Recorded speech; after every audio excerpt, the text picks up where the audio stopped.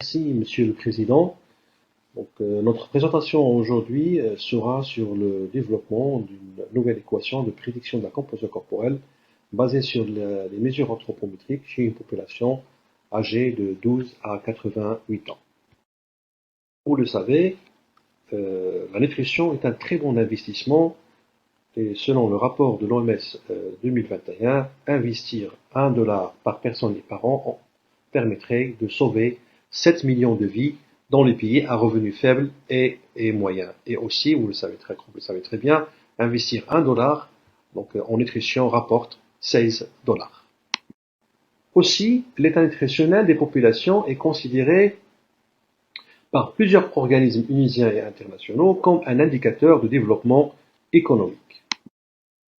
Il existe plusieurs méthodes pour l'évaluation de l'état nutritionnel.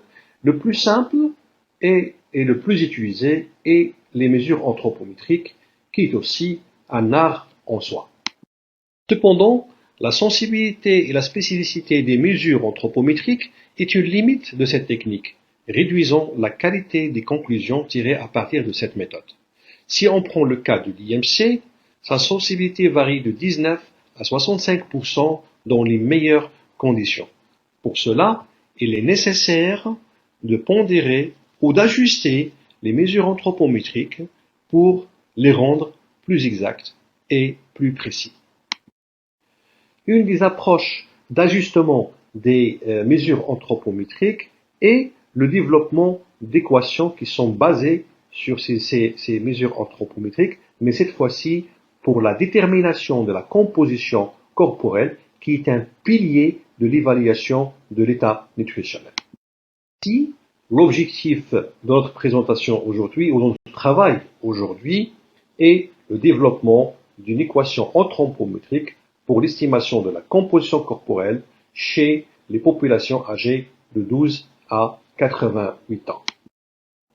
Pour s'y faire, la première étape est de vérifier les équations qui sont déjà publiées.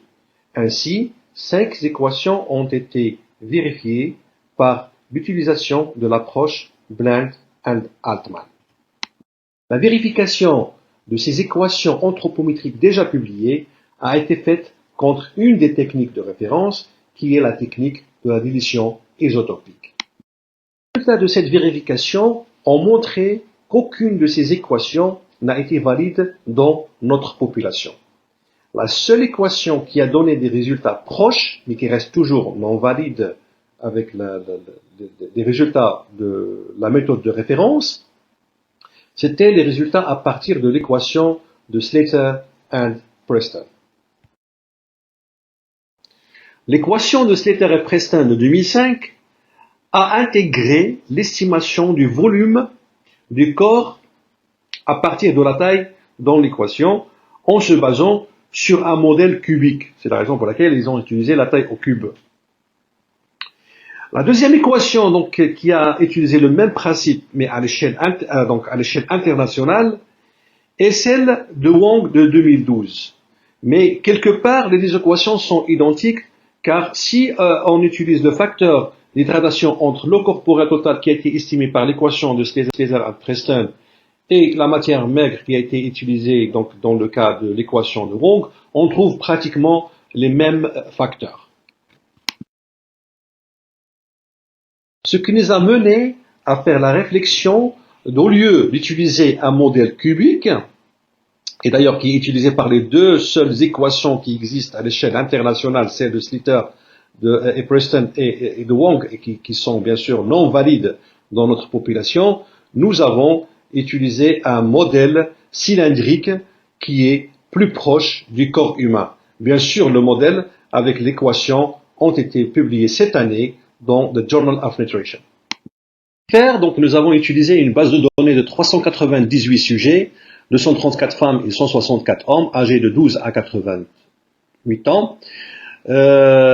Donc ces sujets, chez ces sujets, nous avons mesuré aussi bien le poids, la taille, le sexe, et aussi nous avons mesuré la composition corporelle par technique isotopique, technique de référence.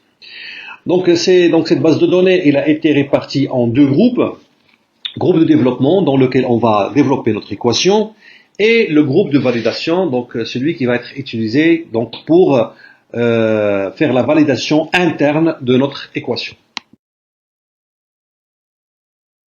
Donc après, donc bien sûr, donc répartition aléatoire des sujets en deux groupes. Donc on a comparé donc la composition corporelle des deux groupes, donc que ce soit le groupe de développement ou le groupe de validation, et donc on a pratiquement deux groupes qui ont été homogènes. Les variables donc indépendantes qui ont été retenues dans cette équation, il y avait bien sûr le volume, donc qui avait été estimé à partir donc du modèle cylindrique, et puis il y avait l'âge, le sexe et le poids. Donc la meilleure équation donc qui avait donc le plus faible donc erreur d'estimation et le plus élevé donc coefficient de corrélation était celle qui a intégré les trois variables indépendantes qui sont le volume corporel, le poids et le sexe. Ainsi, nous avons notre équation d'estimation de l'eau corporelle totale à partir des trois variables indépendantes, à savoir le volume, le poids et le sexe, sachant que l'étude de la collinéarité a montré qu'il n'y a aucune liaison entre ces variables indépendantes. Groupe de validation, donc après application de notre nouvelle équation et estimation de l'eau corporelle totale, nous avons comparé la moyenne de l'eau corporelle totale estimée par la nouvelle équation et l'eau corporelle totale à partir de la dilution isotopique, et les résultats ont montré qu'il n'y avait pas de différence significative, donc la différence était pratiquement de 0,02 kg. Aussi, l'application de l'approche Blanda-Altman, donc qui permet de comparer les résultats à partir des deux techniques, à savoir l'eau pour l'équation anthropométrique et la technique de référence, la technique de l'addition isotopique, a aussi donné un billet qui était pratiquement de 0,047 et qui était statistiquement non significatif de point de vue différence avec le zéro, et avec une erreur pratiquement qui était de 0,1%. Au-delà de l'eau corporelle totale, nous avons aussi comparé dans le groupe de validation tous les variables de la composition corporelle, à savoir la matière maigre, la matière grasse, pourcentage de matière grasse, et même les indices de la composition corporelle, évalués ou déterminés par la nouvelle équation et aussi déterminés par la dilution isotopique. Et donc les résultats ont montré qu'il n'y avait aucune différence significative dans l'estimation de ces différents variables de la composition corporelle, aussi bien chez les hommes que chez les femmes. Pas arrêter juste à une validation interne dans un groupe qui était pratiquement homogène au groupe du développement, mais nous avons aussi fait une validation externe, et cette fois-ci nous avons fait appel à une base de données de nos confrères tunisiens de l'école supérieure des sciences et techniques de la santé de Tunis, qui ont aussi utilisé la technique isotopique comme technique de référence pour l'évaluation de la composition corporelle. Donc après, bien sûr, application de la nouvelle équation sur leur base de données, donc les résultats obtenus de la composition corporelle étaient pratiquement identiques à celles aux résultats qui sont obtenus par la technique de dilution isotopique.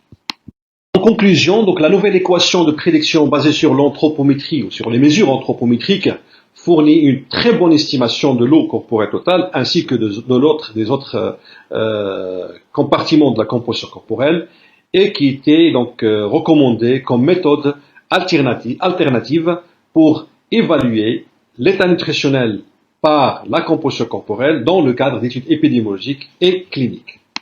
Et finalement, je tiens à remercier toutes les personnes qui ont contribué à cette étude, à cette publication, aussi bien nos collègues de l'École supérieure des sciences et techniques de la santé Tunisie, ainsi que nos collègues de l'Université Mohamed V et bien sûr nos collègues du RDC Nutrition et de l'ailleurs. Merci pour votre attention.